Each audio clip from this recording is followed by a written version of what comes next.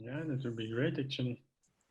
Like, would you have any idea where to go? What part of the city you'd be interested in? I still did not really think about that, as the idea happened in the beginning as I was speaking to Ed. So I don't have anything exactly now. I always love the old town. I'm going to see how is it. I think the moon is not still going to be so big, because if we are, depending on where we are, we can get the moon coming in some nice places. But I don't think it is going to be like that. I have to check. But that should be. We should go now and try to catch Neo White. Have you seen like all those pictures about the Yeah. comet at the moment? It could be that's an interesting one. Yeah, but we need to be out until quite late, right? Because it's going to be too much light still at 9. Yeah, right. No, it has to be later, like at least I 11. am okay with that. I have no problems. I am usually until 1 or 2 in the morning anyway, so I'm easy with that. But the thing is that we need to be a bit outside of the city because we Yeah, should not have light pollution. So I think yeah. I think it would be difficult for Thursday. It would be great to have that during a weekend, of course. But for next week, we will have, yeah, sunset should be around 9 p.m. Obviously, yeah, sunset at 9 a.m. would be strange. And the moon, where is the moon app here? I just lost it somewhere. In which phase are we going to be with the moon next week? Nah, it's still very small, yeah.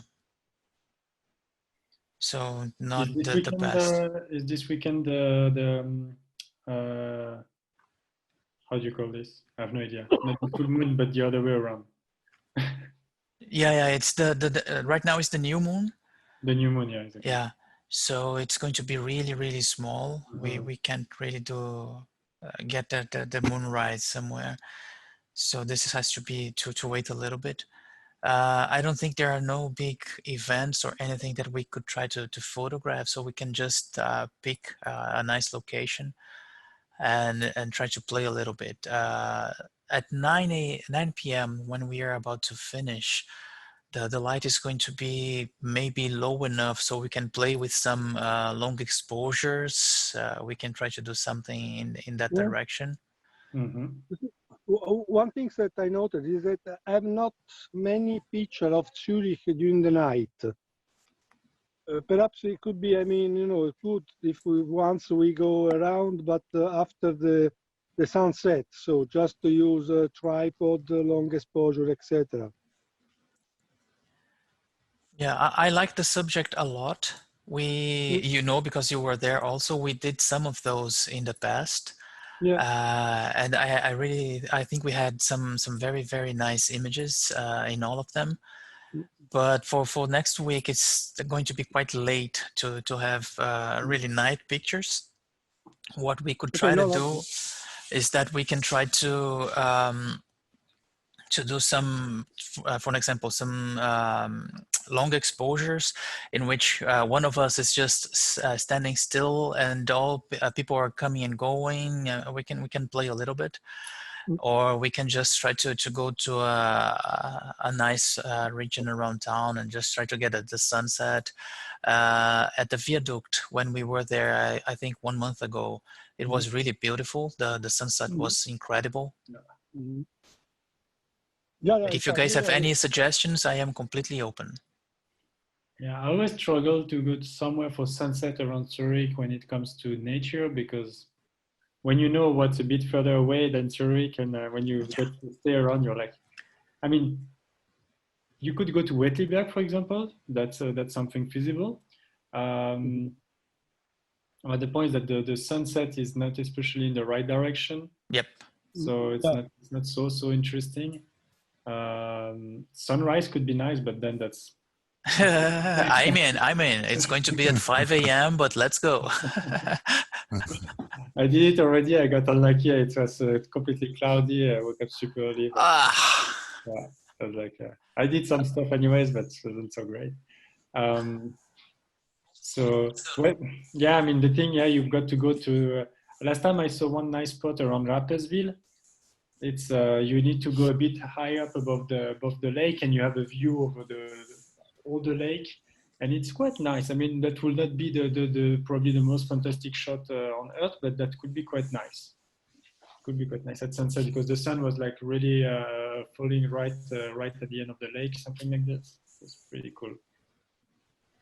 Yeah, we can keep an eye. Since I believe it's going to be a really petit comité, we can keep an eye on that and try to decide the location until maybe Monday or Tuesday. We'll be sure about the weather, if it is good or bad. Because if it is good, if you go way up on Wittelberg, you can see the other side also. So you can still maybe get something of the sunset. But I agree with you. It's always a little boring to have the sunset and maybe nothing really so special. Yeah.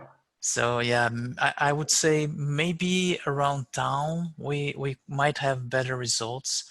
We can get some street photography around Bahnhofstrasse, or we can just go to the old town because the sun coming into the small roads and passages between the buildings, that is also nice. I mean, we can have fun anyways. Yeah, that's true. Actually, I did once, and I'd like to have it, if lucky, with more clouds above the city at sunset. Like from what's the name of this bridge? The one which is right in front of Grossmünster. It's okay. Yep. You put yourself there and you put your tripod and you can do a long exposure. You get the water like super smooth. It's amazing. And with at sunset, the rooftops and just part of the houses of the old town are enlightened like in orange more or less, and it's yellow orange. It's very beautiful. Yeah, there are nice stuff to do around there, definitely. Yeah, great. I will update in our groups on the meetup, and let's see how many people are still around. And then we can probably Monday or at the latest on Tuesday, we can define what is the target, where we going depending on the weather. But yeah, I think it would be, I love this concept. If we have some clouds or something like that, we can stick a little bit in that place. If we don't have it, we can just go around Altstetten, and with the sun setting, it's really special. We can have some very nice images around there. And I mean, we are probably going to be not so many of us, so it's easy for us to decide a little later on that. And I don't think, let me just check if there's anybody requesting for the code or asking for directions to the meeting. If not, we can just move forward with it. As I think that only Lino is brave enough to come out of his vacation days to join us here. Oh, it's an enormous pleasure, guys. So I cannot miss you. That is so amazing. Don't forget that he also mentioned his mother-in-law. So that's the reason why he's here. Sorry, I didn't know what you said. I said that we should not forget that you mentioned your mother-in-law. So maybe there is a reason why you're with us. Yes, exactly. Yes. That was a good one, yeah. Another kind of pleasure, you know. So let's go through it, and depending on how much you are or are not interested in one of the things that I brought, this might be really quick. So I'm going to share with you guys the screen, which should already be there. You don't need to see the usual disclaimers. And I mean, this is something that I had to bring to you guys, even though I am not a Canon shooter. But it looks like it's going to really, there's going to be no more 5D. So if anybody's a Canon shooter, this might be already too late to sell your DSLR and try to jump into the mirrorless, because they are going to lose their value quickly. Maybe in 10 years, they're going to be worth a lot, but in the short term, it's going to lose a lot of its market value. But I don't think any of you guys shoot Canon. So yeah, this is just useless information for all of us. This is probably, I mean, this is a love-hate relationship right now, because this guy's amazing and we all know him already, but he's giving away 10 different actions for Photoshop. And with them, you can do some really, some retouching really easy and fast. You just go there, press one button, and it's done. And he has something for dodge and burn. He has skin softening, which there's another one that I tested. This painterly effect. This is special for him. He's going to love to apply that on the skies of his pictures when he replaces the sky with something more beautiful. But if you guys want to try it, the sharpening one saves a lot of work. Skin softening can also save a lot of work, and he's giving all these actions for free. So it is a no-brainer to test them anyways. And this one is I had seen that sometime in the past. I had never seen a real test of this light. This is the craziest ring light that was ever invented, I think. And the guys from Fstoppers, they actually get some commission when when anybody purchases one of those. But they did a review on that, and they compare some of the different ring lights. And I brought this to you guys first of all because of it is quite curious. The Catchlight from this thing is absolutely, I don't like it, but it's really different. It's like a star coming from the middle of the eye. And they show that in the video. But the main reason is to bring a little bit this discussion about ring lights, Catchlights, and see a little bit of what you guys think of it. Any of you never used the Roto light? No, I just know the fame and the effects. I never used it. I mean, you know, it's a round light. It's not like this. You cannot put the lens through. I mean, but the good things is that you can change the light grading. So that means from hot to cold and back. And the power is very strong, but it's something that is most used by filmmakers. Because, you know, there are some effects where you can simulate also the cheminée, the things like this. I mean, you know, it's not, I usually like the idea to put the lens through the round flash. I've got an old Metz round flash that I put on the lens, and it's real, you know, it's the one that is used by the dentist. Yeah, but it produces a very interesting light on the face if you shoot in close up. I don't know the effect of this one. Did you see any photo with this kind of lighting?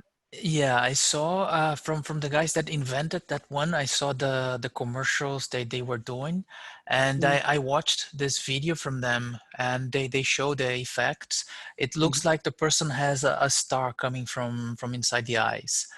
I cannot show it here, otherwise I can get another copyright infringement here on YouTube.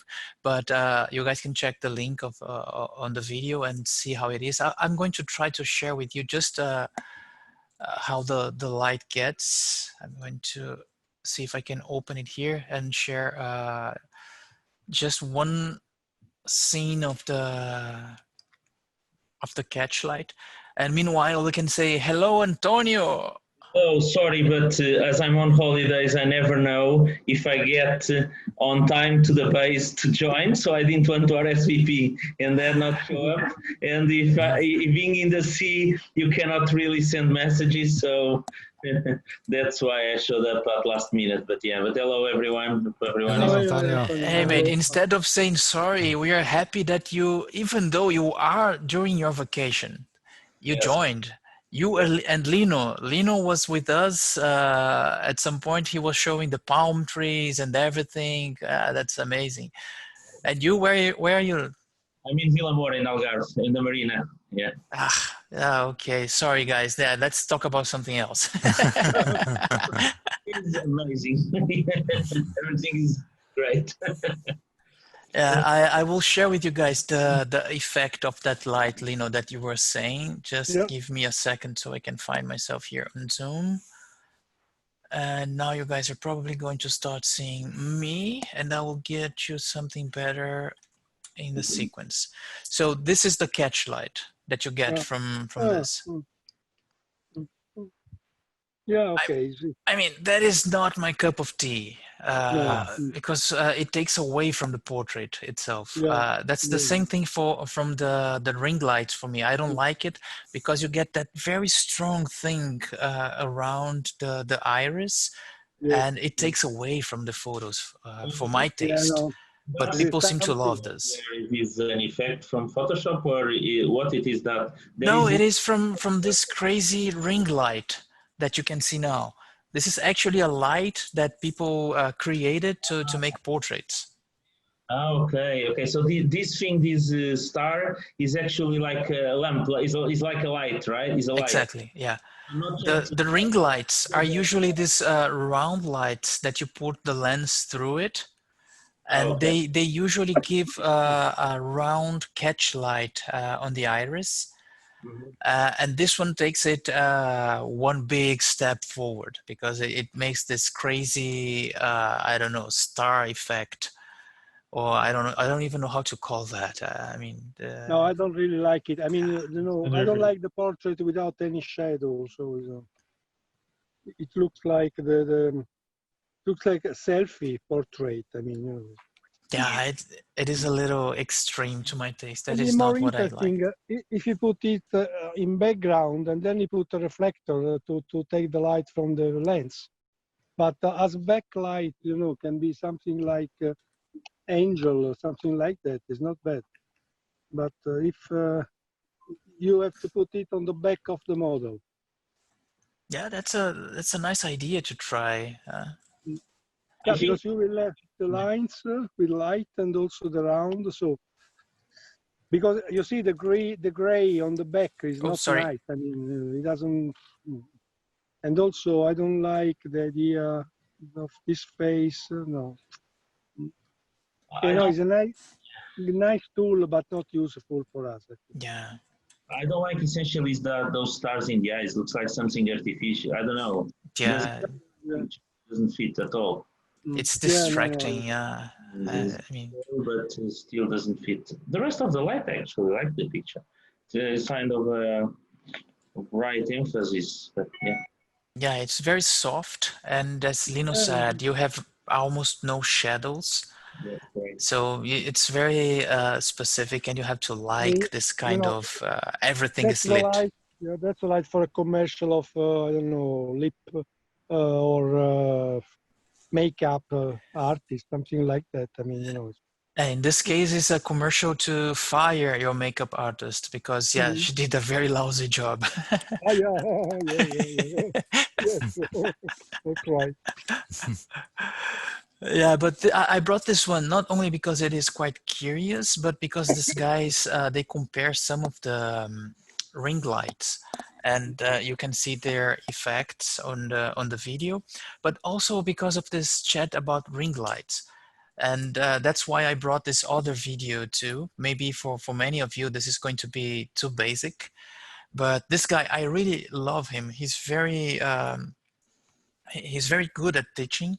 He has some crazy ideas of do-it-yourself projects.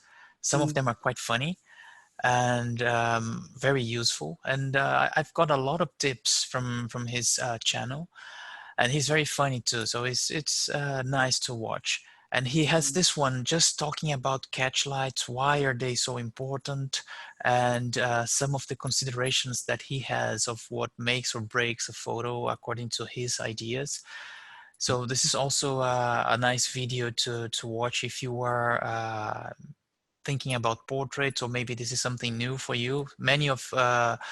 the people who participated in the last Photowalk.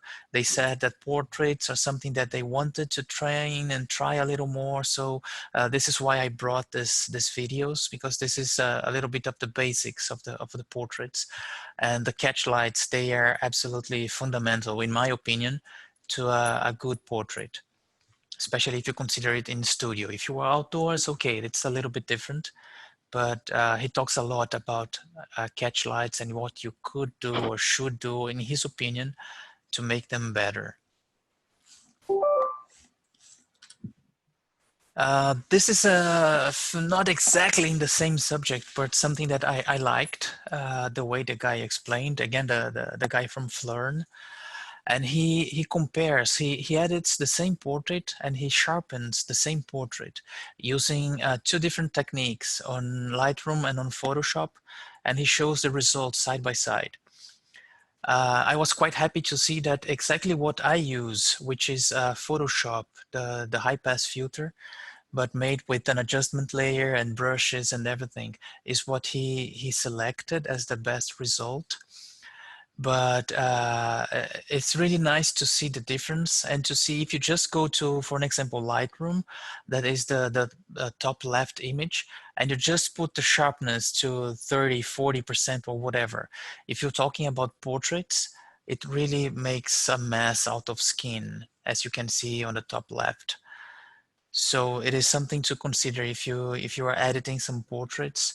This is it's very interesting to see the high pass filter, the bottom right one. With this screenshot that I took, it's really lousy, but the results are, in my opinion, too, the best you can get. And you can get that with an action. You can just save an action on Photoshop, and you need to click once, and then just brush where you want to sharpen. If anyone ever wants to see how to make an action or just wants the action, I can send you, and it's really easy to do that. I mean, for landscapes, Remy, I don't think this would be so important. That you probably do that in a very much. I use it for landscape. I use the high pass for landscape, especially when I go from CaptureOne to Photoshop, and then because when I so I can pass from CaptureOne to Photoshop automatically to edit, and then it saves in CaptureOne. But if I do like this, then the picture I have in CaptureOne afterwards loses a bit of sharpness. Mm-hmm. So adding the high pass filter kind of offset a bit this loss of sharpness. So then I get a better result in CaptureOne. So it's pretty helpful actually. You should not put it too much, otherwise it's too aggressive. Yeah, because if you go overboard, it really looks strange. Right, yeah. And since we were on the subject, this guy, he talks a lot about the differences and some of the misconceptions of the studio lighting. I brought this one because I remember many of the people talking, not only in the last Photowalk, including Ed, that he would like to have more experience in studio and with studio lights. So this is something that is also interesting, and he brings some of the, not exactly mistakes, but some of the expectations that are not exactly correct about some of the studio lights. This is a topic that could go for days if we wanted, and if you want to get Lino, Daniel together discussing lights and light modifiers, we can get a whole week discussing effects and when to use something, when not to use something. But this is just a start. And I mean, you know, Cesar, as you are now, I think the only one that has got a studio. Once we can organize a section with one model only, just to talk and to work with lighting, to see which kind of different effect can be produced using a different tool, you know. Yeah. I would say that since I left my studio, I'm going to appreciate much more to stay outside, to take pictures. Even also using, you know, lighting. because the studio always give you one strict view of a portrait session. Even if to take good portrait in studio, it's very interesting. It's very nice when you see the final picture, you know. But perhaps can be interesting if we once we organize something in your studio. I like this idea so much, but so much that I even made a slide for that. Mhm. And this is something that I already spoke to Ed, and I don't remember maybe two other people in our group that we might try to do something like that. And what I'm going to propose is that we can try to find one, maybe a weekend, so we can have a little bit more time. I am completely open. It can be Sunday, Saturday, whatever. And then we can go a little bit on this kind of direction. We can try to get one model. I would suggest that we start with this model who is in the picture. That's Annie, for you guys who don't know her. She's the mannequin I have here in the studio. So we can practice a little bit more, and we can train with the light so we don't burn our model. And then we have a little pause, we can eat something, go for lunch, whatever, and then we come back, and then we do it with a live model. So this could be a suggestion. I agree. I would say we would only use one model, and we certainly need to limit the amount of photographers. I would say we have to stick between 5 and maybe 8, pushing a little bit. Otherwise, nobody can really enjoy it so much. And the first ideas that I had is first going a little bit through the different equipment, the different lights. We can even experiment a little bit with continuous light and flashes or strobes, depending on the interest. We can experiment with different light modifiers, octabox, softbox, beauty dish. Unfortunately, I don't have a ring light, and I will not have one. But if anybody wants to bring one, we can try with it. Depending on time and the interest, we can experiment a little bit with the light meter. And I would really strongly suggest this is a lifesaver. It saves so much time. I love it, and I use it always. But it is not absolutely fundamental. A lot of people photograph without it in the studio. And we can, my suggestion would be to go through the most common light patterns and when to use them and understand their differences. So loop, butterfly, Rembrandt, and split light, broad light, short light, and whatever. This is just a first idea, and depending on how many people are interested, or we can steer it left or right, depending on whoever is coming. What do you guys think? No, another thing that I can suggest, you know, is that let's imagine that we do maximum 8 photographers. What we can do is to, as already said, as already told you once, we can take a portrait of everybody, and all the other people can help with the lighting. That means everybody will be assistant of each other, and everybody will be model of each other. If we are 8, at the end of the story, we will have 64 portraits. You see what I mean? Yeah. 64 portrait means an Ausstellung. Or 57, yeah.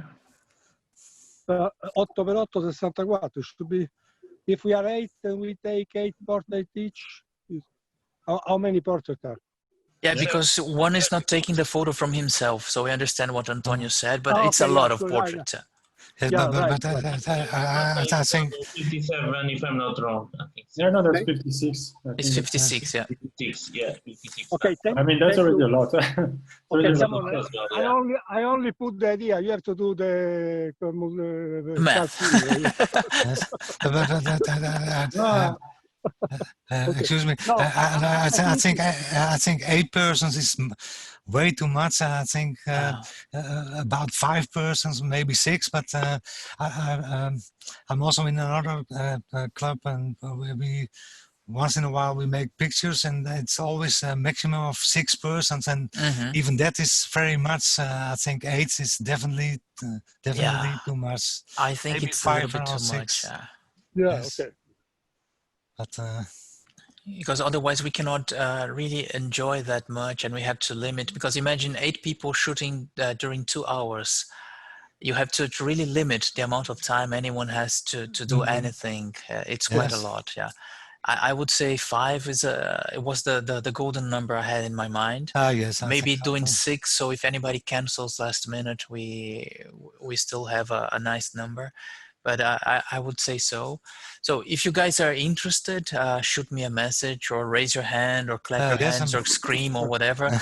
And if you have any kind of different ideas of what we could do or what you would like, send me a message and we can try to make the first installment of our studio sessions. And we can see where we go with it. Yes. Okay, from my side, I mean, if you wish, so if you want, so you already have got my. You're breaking up a little bit, Lino. I think It we depends are on too you. envious of your background. Yeah, I think the country is breaking the call. That's Changed. I mean, because there were my legs, you know. Yeah, if you guys want, and I will try to write to the people in the group. I understand that Lino has a lot of experience in studio. Maybe Daniel and Anna, I don't know if they would be so much interested, because they shoot in studio every weekend almost. But I understand many of the others were interested and already mentioned that they were interested.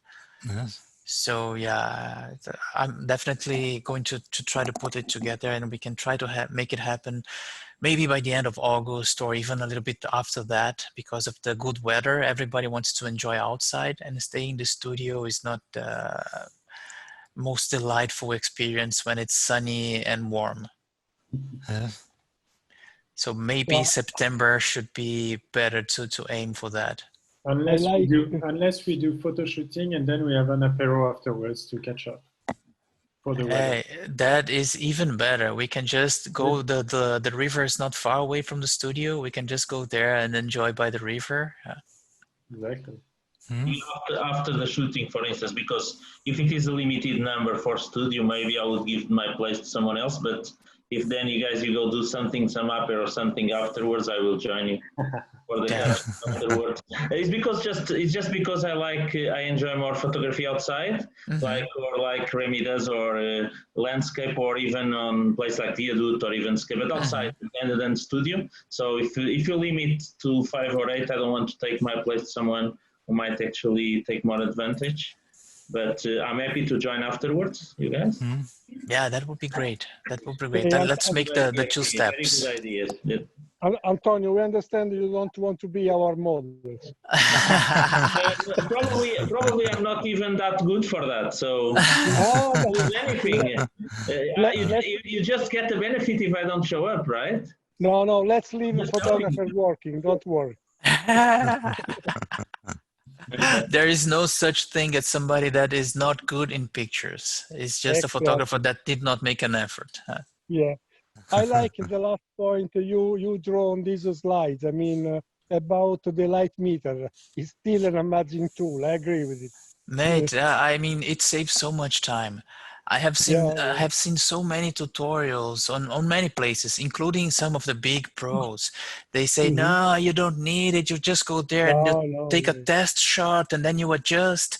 Yeah, and when you put 3 or 5 lights in a lighting setup, it is crazy. You spend like half an hour doing what you could do in 2 minutes. Yeah, sure. If you don't measure, you are on the dark, right?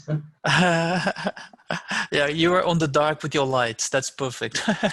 Yeah, of course, because if you don't manage, you don't know what you are doing. Yeah, Right? yeah, of course, You of know what course. you are doing. Oh. Antonio already disappeared. He No, doesn't want to it's be. not the image, but I'm back. I just need to turn to. Don't tell us. Don't tell us. But remember to put the microphone out when you flush the toilet. No, I'm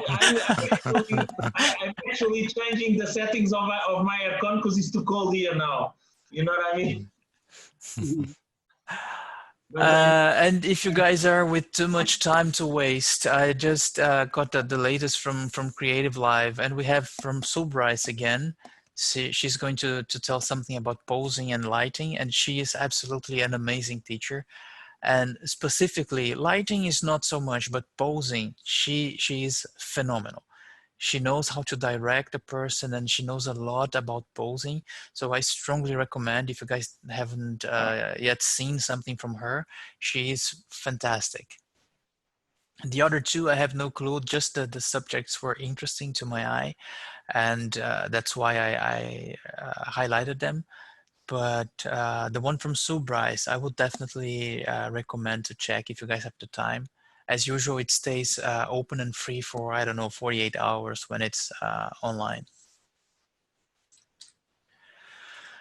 And if you guys like to see some nice images, I imagine most of you would like. The World Photography Organization has, it's not new, it's been a while since I wanted to bring that, but I never remembered it. They have galleries on their website, which are easier to browse, or you can download the PDF with all the pictures, but it's gigantic and you really have some hard time to appreciate the pictures. But the galleries on the website, you have some very inspiring photos, some gorgeous images, and I really recommend, if you have some time to kill, to watch some of those images. It has a little bit of everything. They have portraits, crazy portraits, altered portraits, landscape shots, minimalist shots, drone shots, underwater. I mean, you can pick your choice.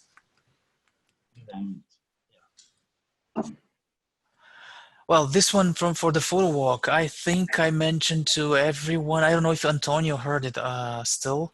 Antonio, next week we are doing the Photowalk, but we are going to do something smaller because a lot of people are on vacation, and we are going to meet. And I'm going to send all the information still, but we are going to meet in the city somewhere, still to be confirmed. And then we are going to do the largest one on August, the end of August, last Thursday on August. And then we're going to keep the idea of Rote Fabrik, models, landscapes, and I mean cityscapes and models, but for the other month. Okay, so this one on 30th of July. I'm back in Zurich. I don't think I'm on call, so I should be able to go, no problem. This 30th of July is Wednesday, correct? It's Thursday. Thursday. Okay, no problem. I can in principle I can join. The other one end of August I cannot join because I'm again on holidays on the 24th. Hey, you have to teach me how do you do to have so many holidays? Because you're always on holidays. No, I just take off of each month. I'm joking. No, what happened was everyone was canceling all their holidays up to June. I've canceled 2 times up to June.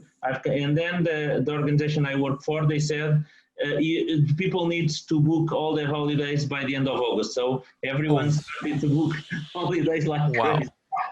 And I have like this year maybe 36 days or something like that to take. So it's a lot. Oh, wow. Yeah. Yeah. Okay, so this one from Rote Fabrik, let's just go away with that. And that weekend photo walk we've been talking about. Oh, wow, she has to teach our wives also. I don't get that. If she opens a workshop, I will certainly put my wife into it. Sorry for joking with that. Sorry. What were the pictures that you were showing on the previous slide? Rote Fabrik, where is that? These are do you know the Rote Fabrik in Zurich? No. So this is an old fabric, of course, and they now they have a lot of graffitis and some open spaces there. Okay. and it's just by the lake here in Zurich. Okay. Okay. And it's a very nice place. Thanks again for the suggestion, Lino. It's a very Oh. nice place where we can go and make a photo walk. It's a limited space, but it fits a lot of people. And I'm working with them to get the necessary permits so we don't get kicked out. But this is public. You can go there and take pictures, right? Yeah, you can just go inside there. But if we have a larger group, models, and then we come with lights and everything, okay, I'm just trying to avoid other issues. Yeah. Okay. But that is going to be probably in August. Let's see how it goes. Okay, just curious about it. Yeah, and that attempt to do a photo walk on the weekend, we already have one person who answered the survey of the weekends that we might try to do it, and anyone who guesses who it was doesn't need to pay for the next photo chat fee. So if you guys actually want to make that happen, just shoot me a message or fill the tiny survey and we can make it happen. Even if there's only 2 of us, I'd gladly join. For now, that's just me. So yeah, I'm going alone on a photo walk. But this link is where? Is on the Facebook group or where this link? Because this link is everywhere. On all our chats, I always post these files.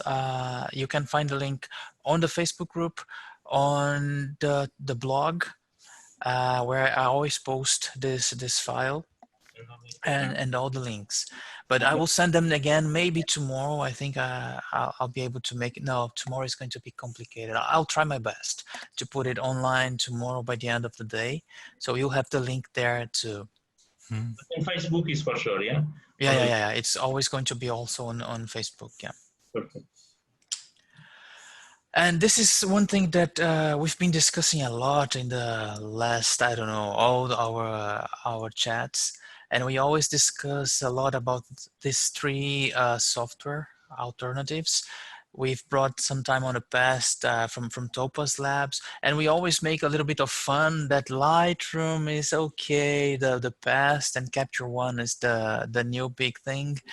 But just to have another perspective also, I brought to you guys something about Luminar.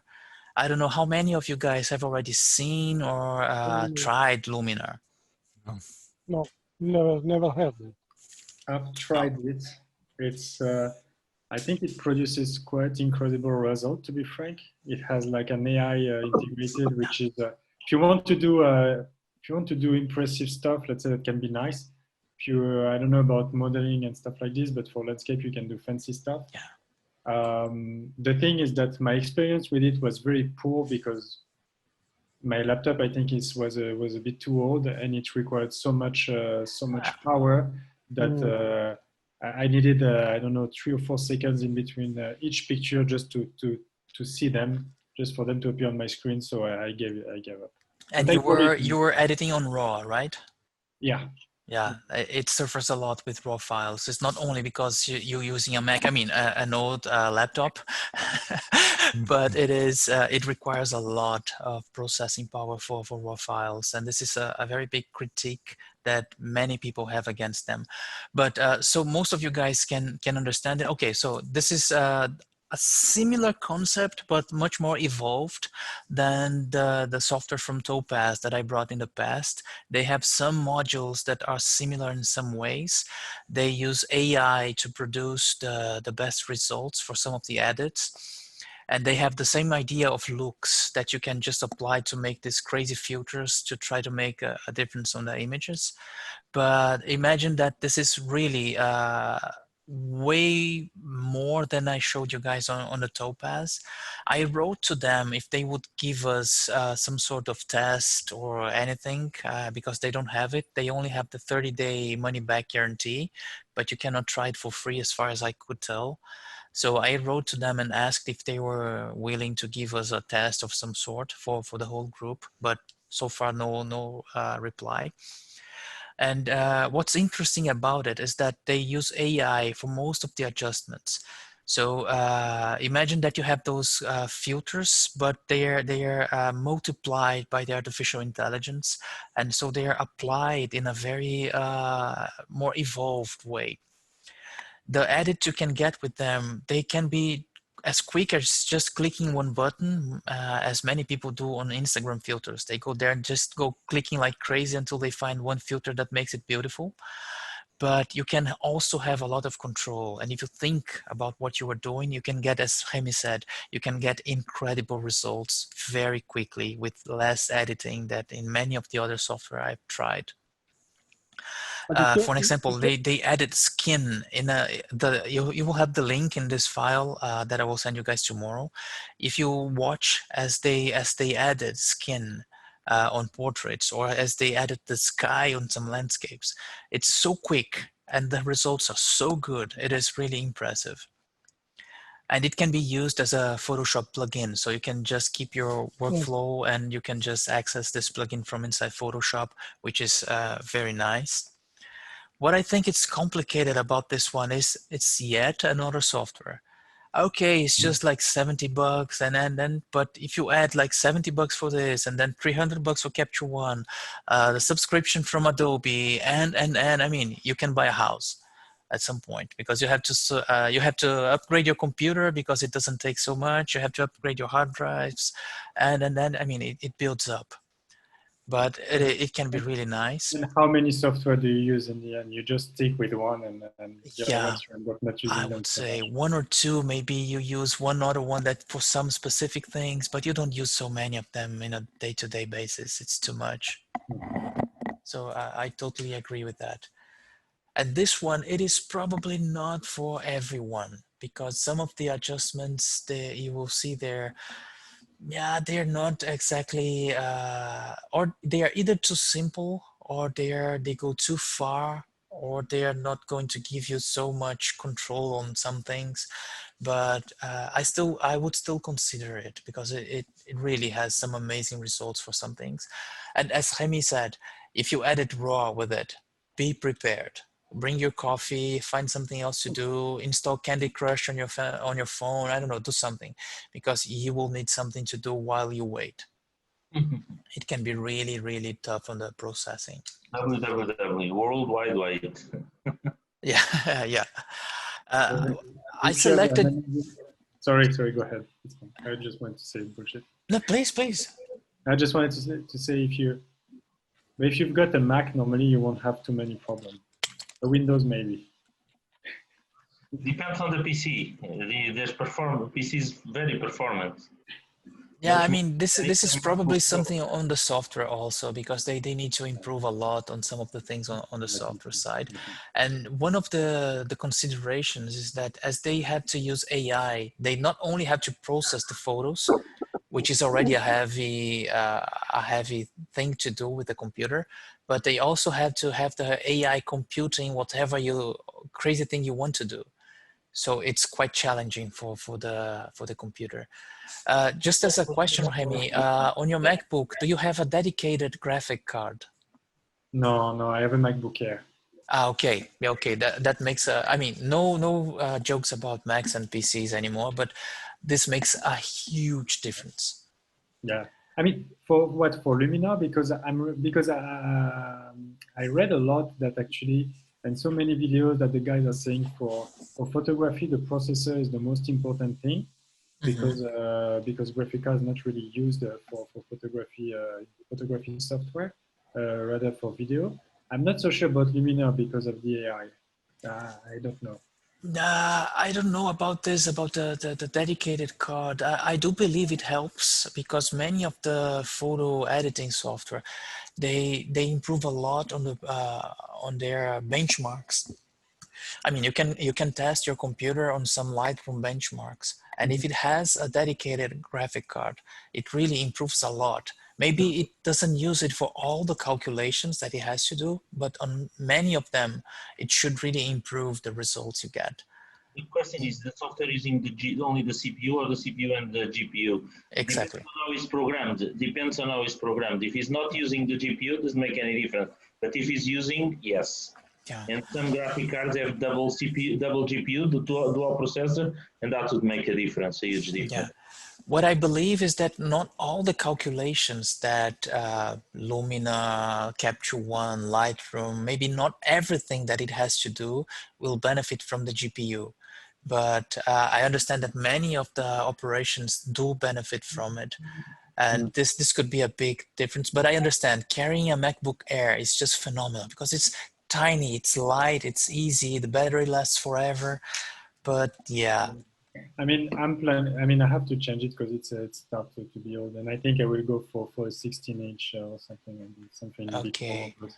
And the new MacBooks that are coming with the ARM processor, I mean, they are going to be phenomenal. Yeah. I'm waiting for it. I don't know what to do because I'm also scared about the price, obviously. Yeah. We're thinking about Apple. ARM processors No. will be better than the Intel ones. Let's see. Yeah, it's not so expensive. You just have to give your right hand and one lever. Yeah, Exactly. I mean, yeah, Something it's like not that. so much. Yeah. But something that might be interesting, I don't know if you can rent it. I'm trying to remember the places where they rent things for photography and video. There might be somewhere that you can rent it. It's an external GPU for laptops. Mhm. That could be that could give your laptop some more waiting time until the prices of the new MacBooks drop a little bit. That might be something to consider. Yeah, even buying one second hand. I thought about doing this, but then I thought, okay, the value will go down, and what is it? I mean, if it's to keep a computer for 10 years, which I probably intend to with a A new 16 Mac. inch, because if I manage to keep my MacBook Air for 6-7 years, I think, and still running my software, my editing software, I think a much more powerful computer would do the job for 10 years. So Yeah, totally agree. Totally agree. This is just something that might help yeah. you stay a little bit more, maybe another year until the prices of the new MacBooks drop, because they will certainly drop like 6-8 months into the launch date. It's going to drop at least 20%, I'd say, maybe more. Yeah. So you can probably save a lot of money if you buy one second hand. You can get like just the housing for the GPU, and you can put like a GeForce 1080 in there. You can make everything maybe for 400 francs, if not less. And that is going to help your computer quite a lot, I'd say. I would guess that. Okay, that's interesting. Should check that then. The graphic cards outside the laptop and just connect to the laptop, everything? Yeah. Okay. And they have it on Thunderbolt. So I don't know if your MacBook Air has a Thunderbolt. Not back in 2013. No. So you have on the Air, you have the USB 3 probably. I think it's 3. Yeah, it's 3. Okay. Yeah, it's going to be a bottleneck, but I don't know. You'd had to research a little bit. Maybe it gives you some more time to wait for the prices to come down. I mean, it's fine for now. It does the job, so it's not always great, but yeah, I can wait if I have to wait a few more months. Yeah, you've been with it so many years. It's not going to be a rush right now, right? And I have some feelings for my computer, so can't let it go like this, you know. Yeah, we have. When you sell it, we have to make the ceremony of the burial of the computer. We can help with that. Yeah. Exactly. Guys, just to end a little bit this topic of the Luminar, I brought these 2 links. The one on the top right is from Luminar, the company itself. I mean, Luminar is the software. It's Skylum, whatever it is, who makes the software, and they have lots of tutorials and they explain how to use it. The basic thing that all software companies do, but you can have an idea of how it works and what it's capable. And bottom left is a guy that has an affiliate link, so he always goes further on the positive side, but he does like an overview. It's a quick and short one, so you can get an idea of what the software is capable. And hopefully the guys will answer and give us like, I don't know, 30 days to experiment with the software, which should be easy for them. And if they do it, I'll share with you guys right away so we can experiment a little bit. Because I mean, I don't really know a software that doesn't give you a 30 days trial everything does it except Luminar from what I've been seeing. Because they Maybe are because and they have customers. I don't know. when I bought it the first time, because I bought it and then I got reimbursed because it was not working properly. But when I bought it, I got the 30 days or 15 or 2 weeks, 2 weeks free. So maybe they changed their policy. Yeah, what I saw on their website is 30 days money back guarantee, no questions asked. Oh yeah, that was it. That Okay, was it. yeah. Yeah, that was it. That you still have. But Yeah. I don't, if I'm not thinking of keeping it, I don't really like the idea of buying it and afterwards just going for it. So, okay, if they don't do it, I would do it anyways, if they don't give us an opportunity. But yeah, I think it's totally worth experimenting with it. And the one you tried, Jaime, was it already the 4? Because now I have the 4.4 out. I think that I don't remember if it was the 3 or the 4 to be honest. Yeah. I tried it 1.5 years ago. Something like Okay, it might be the previous version, and what I've read is that they improved a lot on the interface and on how much it is optimized. But they're still heavily criticized for how long it takes to do anything with the raw files. The performance, yeah, that's the problem. It's quite tough. I talking about Luminar. So I don't know. Are you done with the topic? Yes, I think it's the last one. I suppose, yeah. Because I have another software from this company, which is called Aurora Hdr. Yep. So it's clearly to create HDR.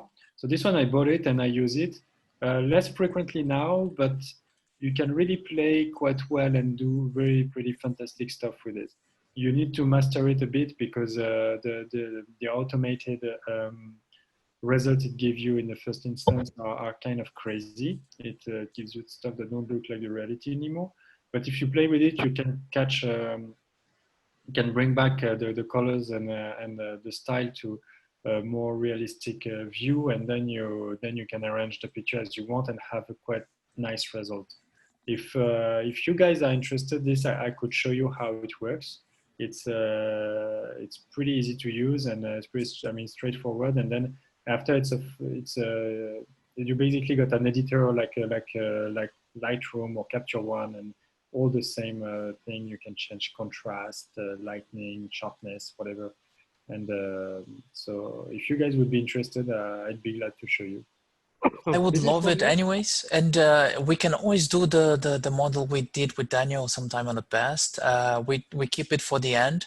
And if anyone is not interested, they just, okay, goodbye. This is, that's easy. I would say, let's go for it. What would you say, Lino? Sorry. No, is it for landscape editing? Yeah. It's mostly for landscape, I would say, because HDR, I would not imagine doing HDR with portraits, right? Mm-hmm. And it can also be used as plugin in Photoshop or Lightroom.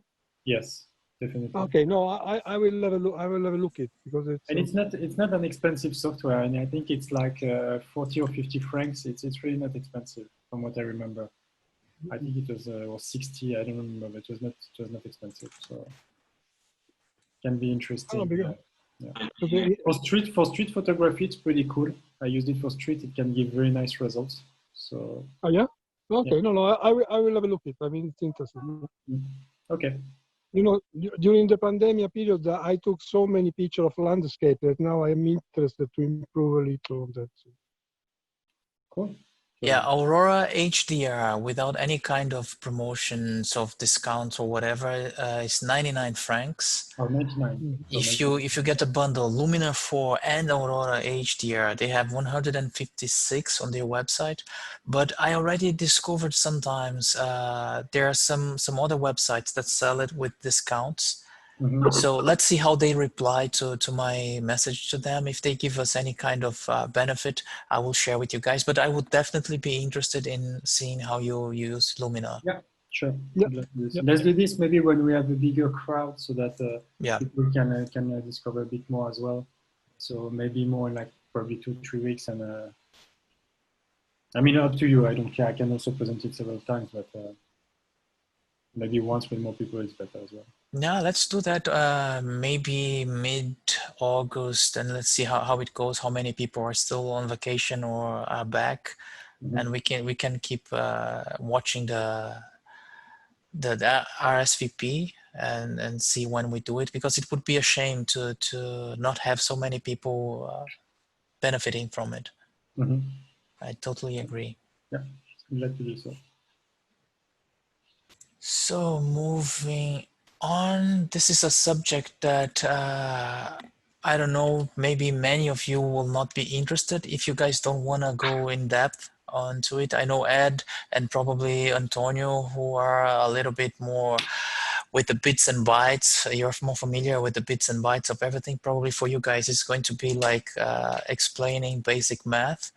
But if you guys think this is not interesting, just kick my butt and, okay, sorry, I should have kicked my behind so we can keep it PG-13 and we can just skip this section.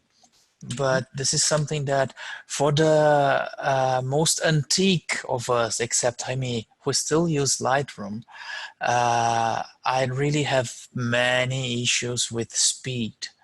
And this is a collection of things that you can try to do to take the most, not only from Lightroom, but especially about Lightroom. So there are some things that you can do on hardware side, on software and system settings, Lightroom settings. And there's a last tip that I saved for the end, which is the best way that you can edit faster your photos. What you guys think? Do you want to see some of these ideas, join and punch your ideas in, or just skip this altogether? Oh, I would be interested, yes. I'll be interested as well, yeah, because you might not know it. Okay, if it gets boring, just kick the microphone and I will understand that I have to go forward with it. But it's a lot of text, but it's meant to be as a reference afterwards when we have it as a PDF. But this is very basic in software. You have the minimum requirements that Adobe tells you, or whatever company that builds any software tells you, and they probably have the recommended, that is not only the basic settings. And especially if you consider editing images, the RAM makes a difference, especially if you have, as usually people have, like Google Chrome with 2048 tabs open, and then you have your other software, and you have Facebook, and you have a lot of things open at the same time. So it takes a big toll on your computer. So if you go for at least the basic RAM that they tell you to do, it is a very good idea to increase the performance. This is something that we just spoke about, the dedicated graphic card or the GPU. This actually does quite a difference, as Antonio explained to us right now. And there is something that I used to do a lot. I would go there and buy two very good graphic cards and put them working on parallel. But for most of what I've read, if you have one monster card, so you have, like, example, the 2008 Ti from NVIDIA, or even the newest ones who are coming, you can benefit more than if you have two very good ones working in parallel processing. But our IT guys can tell me if what I'm saying is not correct. Depends on the software and how you interconnect both. Depends. It's not there's no black and white answer. If the software, it depends how do you connect, how the software sees. If the software is to use one card and this is two as one, it will work the same way, and this is the two. Depends on the software and how they are connected to the computer. So okay, but if we consider, for an example, Lightroom, Photoshop, which are built to benefit from GPUs. I don't know if one wants one card with more processing, because then we have to go to the threads and how many threads it can use on the processor. In total, the question is, in total, how many microprocesses can run in parallel and how fast they can run is a bit difficult to say. You know what I mean? Yeah. You know what I mean? It's like you divide the task into 1,000 small tasks. How many tasks can each person can do, and how fast is each person? So it depends on the software operating system and the drivers as well that you have at the end, and then the hardware. But because you have hardware, drivers, operating system, then you have the processing software. So very difficult to say what. Probably 2 monster cards works better than one. Yeah, but then okay. Say, you know what I mean? Then you can also consider buying the new MacBook Pro, because yeah, the two NVIDIA's 2080 or the new one that's coming, yeah, I mean they're going to cost quite. I think maybe you will be better served with those cards than with the new MacBook Pro. Okay, yeah, but I mean that is the path I took. I switched from Mac because also of this, because I could build my own system. And I can play a lot more. I can add RAM, I can change my motherboard, and you can just go a little crazier than you could do with a Mac. But it's not as fancy. It doesn't come with a aluminum chassis, and it doesn't have this beautiful Apple on the back. But yeah. If you got 5,000 francs or something like this, you can get the latest model with apparently the monster graphic card. But you've got to have 4,000 or 5,000 francs. Yeah, you mean the Mac Pro, right? No. The MacBook Pro 16-inch. They released a new version a few weeks ago, with which has a very very good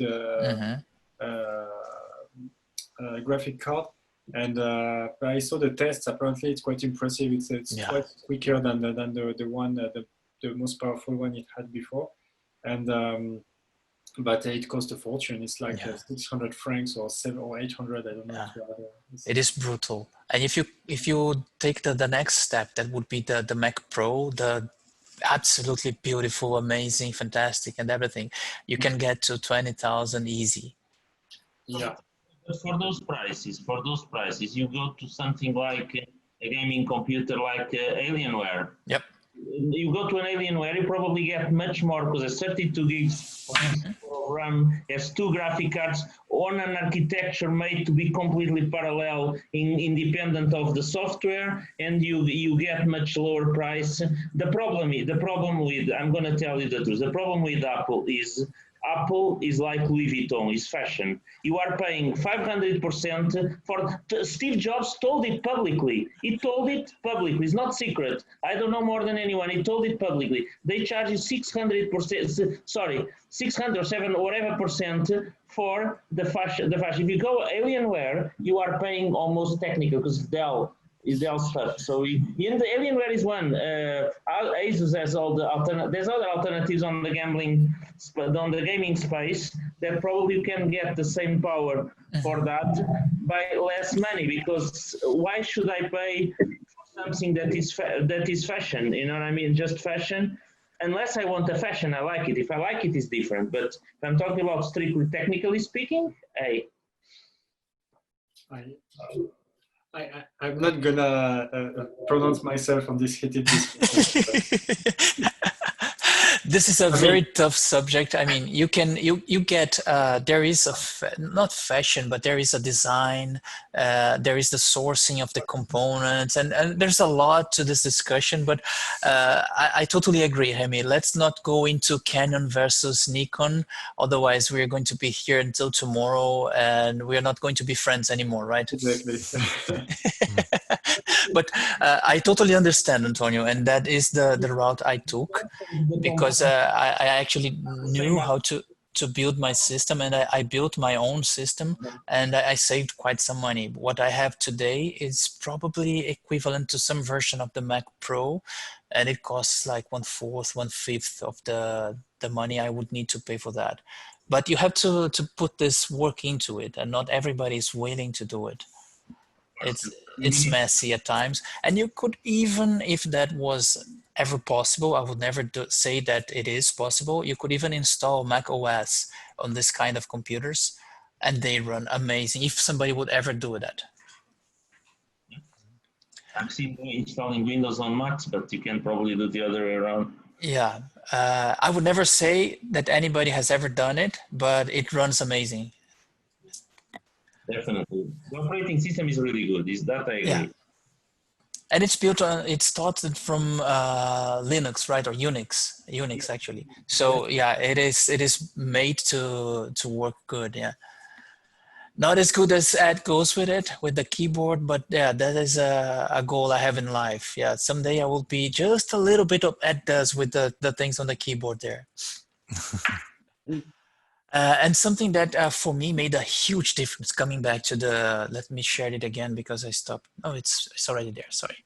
The newer processors, especially the Ryzen, I don't know how to say that, from AMD, they have more cores, more threads, so you can benefit quite a lot, especially if you do video. For rendering video, it is a brutal difference. It really shortened my 4K rendering times a lot. So this is something that is not actually related to directly to Photoshop, Lightroom and everything, but it can be beneficial. And when I compared, the cost benefit from AMD was much better, including the motherboard. So this always is cheaper, yeah. Sorry? The price is always better than Intel. The AMD better performance, yeah. Yeah. So I really liked a lot, and I've been running it, I don't know, for 3 months, I don't know, 2 or 3 months already, and I'm really happy with it. But that is a little bit outside of the Lightroom idea, but certainly if you have a better processor and a dedicated graphic card and enough RAM, it is the best that you could do to help Lightroom work a little bit better. And there's something that if you're not on a laptop, maybe, but that you can do, this is sort of from the top to the bottom, is how you could try to speed it a little bit. Because if you have the operating system, be it Windows or Mac OS, in the same hard disk that you have all your files and your catalog and your cache, it is going to take a toll on this spinning disk, and it's going to take forever to do anything. You could take one step to the bottom, and that's a little bit better. You could have different drives. So you have your OS, your operating system, and your files and your cache in different disks. So this is going to be, as Antonio said, you have requests going to different disks. So this should speed up the process a little bit. And please, technical guys, jump in whenever you see that I'm saying something that doesn't really very important in this. If you instead of the normal SSD, you improve a lot. And yeah, this is the next step. If you go from the hard disk to the SSD, or even better, M2, NVMe, or something like that, you can improve like 400 times the speed that you have. Right now, I do have NVMe for the operating system. I have another smaller NVMe just for the cache files. And I have all my files, that's the last option there. All my files are on a RAID system with 5 disks running in parallel. So you can really speed up the time that is needed to access all the files. But even then, Lightroom sometimes is lagging behind. But this is... You have RAID 5, Yeah. RAID 5 is really good to read, but is not so good is a bit slower to write. But which one is the one that doesn't have a backup? It's RAID 1, right? No, RAID 0 or spanning disks don't have backup.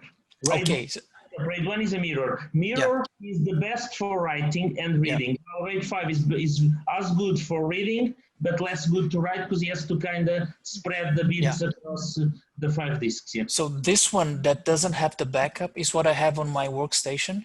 And I have the other one, the RAID 5, I have on my NAS system where I have my backups. Yeah. And then there's the one faster, which is the disks in parallel, writing in parallel without backup. That is even faster. But even then, Lightroom at sometimes is lagging behind. So you can help, but not do everything for Lightroom. And then there are some other things that you can do that might benefit a little, you might benefit a little bit.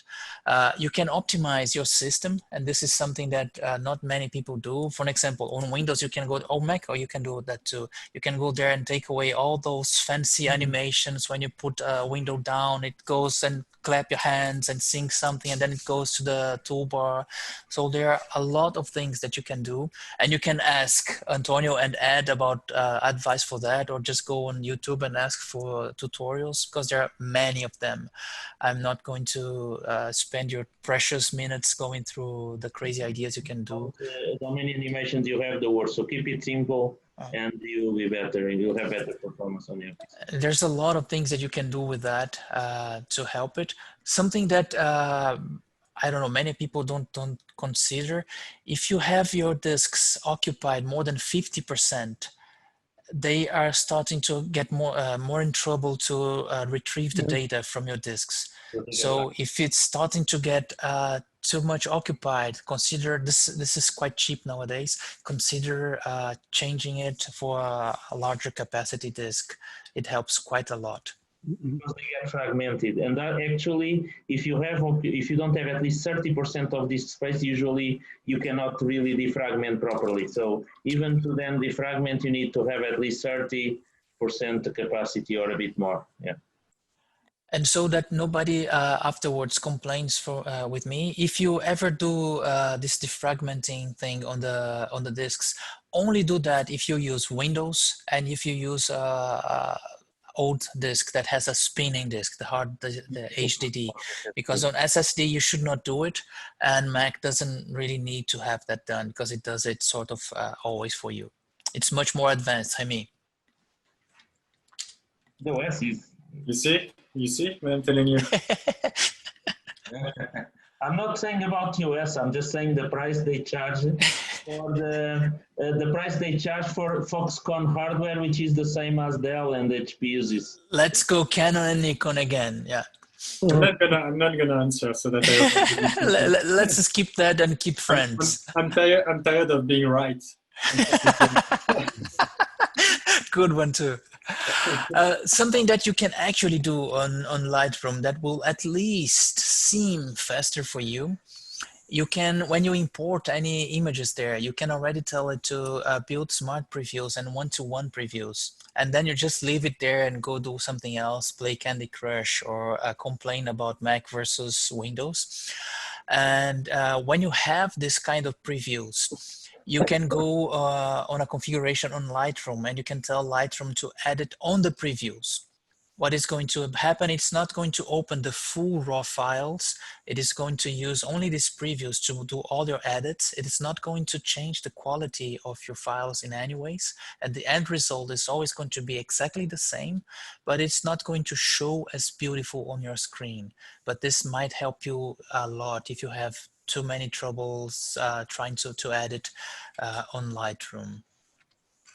What I would recommend to you guys is configuring that after whatever time you find better, make it discard the previews. For an example, if you don't revisit your photos every 6 months or so, just discard the previews. Otherwise, your the catalog and all the files related to this catalog are just going to be humongous. They're going to eat your hard drive space with sugar on it.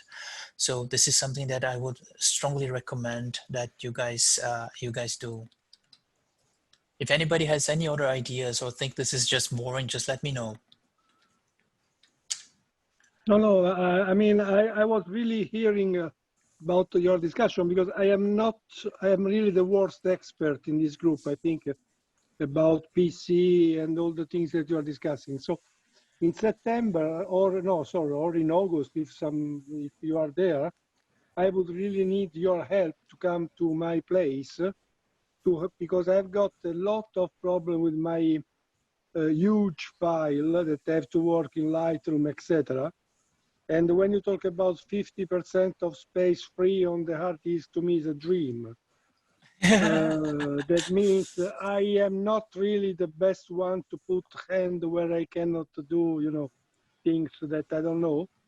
So perhaps Cesar or Ed or Antonio, I'm very pleased to offer you a cup of coffee and to come to my place to see what can I do. Instead of to spend 5,000 Swiss francs for the last, I don't know, that is not really my objective. I would be glad to try to help you. Thank you. If you are much. back, yes. Count me in too, Marcelino. It would be a pleasure, and you can come together. I will be pleased. Yes. Yeah, but then you have to have 2 cups of coffees, okay? Sorry? Then you have to have 2 cups of coffee. Also a little biscuit, you know, don't worry. One thing important, if you have more than 50% taken and you cannot delete anything, you have to have more disks. But that's another question. Yeah. Yeah. We'll get there. Yeah, we'll get there. Okay. But at least So- I will go with an external hard drive so we can try to figure something out. Yes, yes. No, no, ok. So, sì, no, perfetto. Puoi chiudere se vuoi, io vado su. So yeah, something else that you might have the chance to do. Maybe this is not available depending on the hardware you have. For example, Jaime is not going to have this part on top, the orange thingy on top here, because if you have a dedicated graphics processor, the GPU, you need to tell some software. Maybe it goes automatically, but it can benefit from having this GPU, and this could speed some of the processes for sure. Yes. Some other thing that I've been reading a lot from more than 1 year already is that you need to increase the default cache settings for Camera Raw and Photoshop and Lightroom, because they come, I don't know, 5 gigabytes. I think it is the default. But what Adobe recommends in some of the forums, even from Adobe, not only from the people that know a lot, is having at least 20 gigabytes. And something that you could do, and that's actually what I've done. I have another drive specifically for this cache, and it's a very fast drive. So it helps a lot speeding up the processes inside the editing. RAM for that should speed a lot, yeah. And I already told about editing on previews. This is the orange one in the bottom. You can only use the smart previews to edit and not have to load the full photos. It doesn't look so beautiful, but you can get a lot of speed out of that. And that's basically the thing. This has a lot of text, but this is what Adobe actually recommends. And one lesson that I took from this, because my major gripe with Lightroom is when you try to use the spot removal tool. And sometimes it just go insane, and then you have to wait, and then that click that you did becomes like a snake going around the screen, and it goes absolutely insane. And one of the things that Adobe recommends is that you use the spot healing tool in the beginning of your editing process, because apparently it adds up a lot. And if you take the spot healing tool in the end, as I used to do it, it is just way worse than it was in the beginning. So this is the most that I took from this advice from Adobe, and it helps me somewhat. And then after the spot healing, you go for lens correction, manual corrections, and other things. And then you go with your edits. It's not the best differences that I found, but this one's using the spot healing tool in the beginning helped me a lot. And sharpening and everything should be done in the end anyways, like noise reduction and sharpening, but because you don't want to edit on top of your sharpening, never, I'd say. And as I promised, there is this is the best way of only 2 simple steps that you can do to edit your photos much faster. And this doesn't count buying a Mac, so let's not go into that again. But the first step, you go there and you uninstall Lightroom. And the second one, you benefit from the 20% off CaptureOne that is happening right now. And it's going to make your photo editing much faster than it is right today. Of course, this is just meant to be a joke about the CaptureOne fight against Lightroom. But just so you guys know, there's this 25% discount going right now. So if anybody's thinking about CaptureOne, it might be a nice moment to benefit from it. And for next week, we have our Photowalk. So we will not have the Tuesday to chat about it. And we already discussed the largest Photowalk is going to happen probably in the end of August.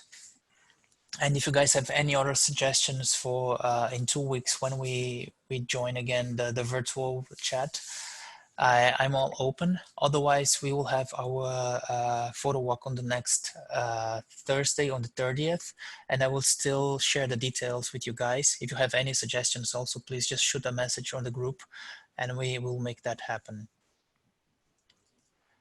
Okay, great. So in the meantime, I say bye-bye to everybody, guys. Okay, Bye. enjoy Bye, there, Lino. Marcelino. Bye. Thank you very much. And see you Goethe. in- yeah. And see you in okay, in 2 weeks' time at this point. Yeah, I don't think I back will on the join you for Tuesdays. the, yeah, exactly. Hmm? And Yes. then I will let you know when to organize to my place to see what we can do with my PC. Yes, That would be a yes, pleasure. okay. Great. That would Thanks be a a lot, pleasure. guys. See you soon. Yes. Thank you, Yeah, see you Lino. soon. Enjoy Bye, your days Lino. off. Thanks. Bye. Have a nice time. Bye. Cheers.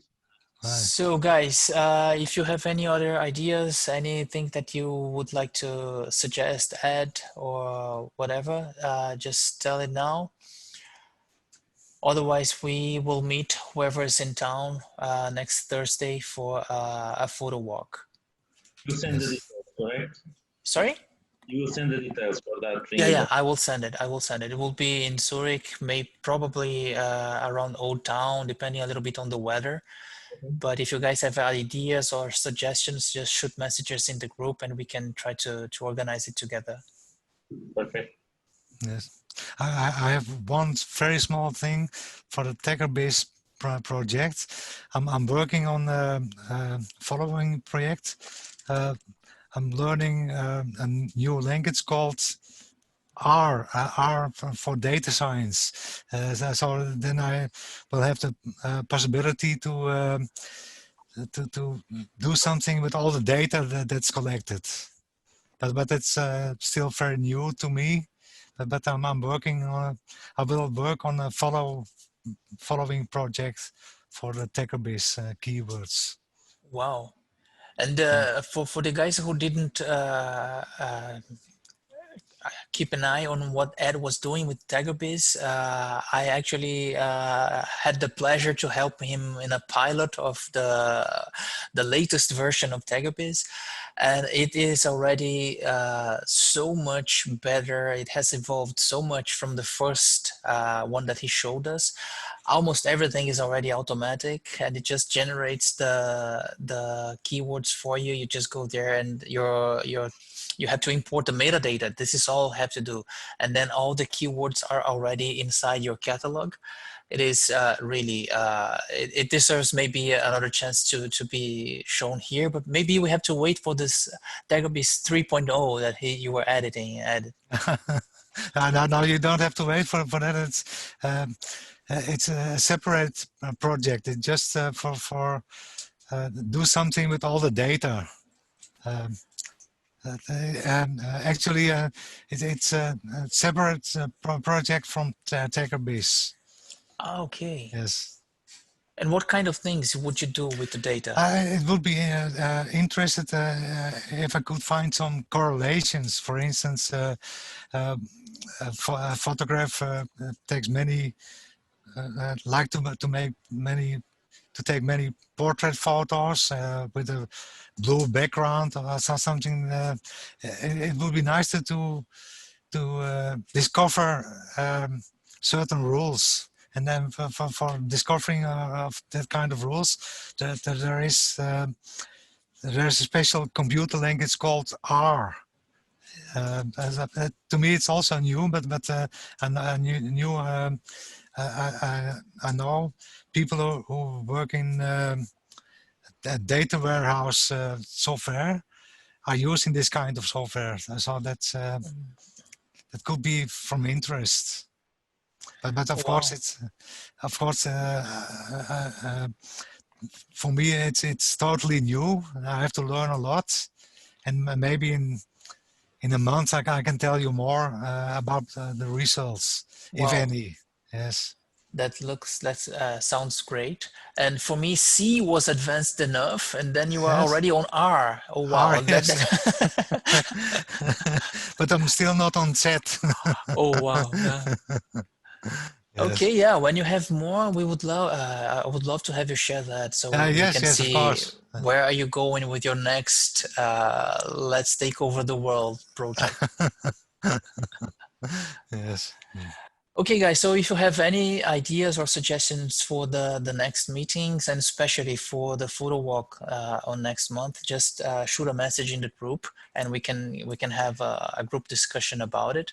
Otherwise, I will just give my suggestions and you'll have to live with it. And then I hope I can meet you all next Thursday for our photo walk. Yes, I will be there.